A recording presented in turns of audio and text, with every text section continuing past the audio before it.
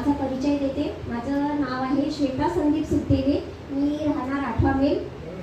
जसं मला माहिती झालं सर्वप्रथम की माझ्या मुलाला 1 वर्षाचं बाळ झाल्याच्या नंतर की त्याला डबल SS सिकल सेल आहे, तर तेव्हापासून माझे हजबंड त्यांना सर्वात जास्त धक्का बसला आणि त्यांना हायपर ॲसिडिटी, BP, हाय BPचे प्रॉब्लेम चालू झाले.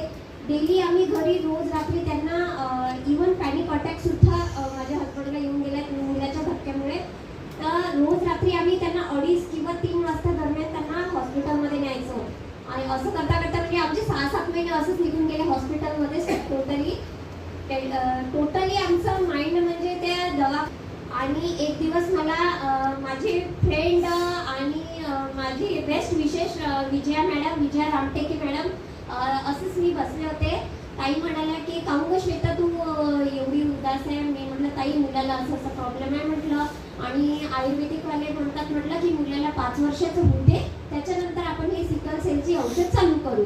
ताई म्हणे तू माझ्या विश्वास ठेव, पैसे नको देऊ, तू पहिली ही एक बॉटल घे रियान अमृत ज्यूस, त्याच्यानंतर तू मला सांग की तुझ्या मुलाला कसं वाटते. त्याला दे, संदीपला दे, घरात सर्वच जण घ्या तुम्ही.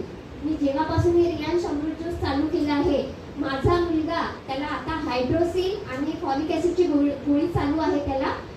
पण जेव्हाच मी त्याला रियान अमृत ज्यूस देत आहे तेव्हाच तो अजिबात थकत नाही, माझ्या अंगाच्या दूर खेळतो, ॲक्टिव्ह राहतो. इतका ॲक्टिव्ह झालाय आता, खूपच जास्त ॲक्टिव्ह आहे.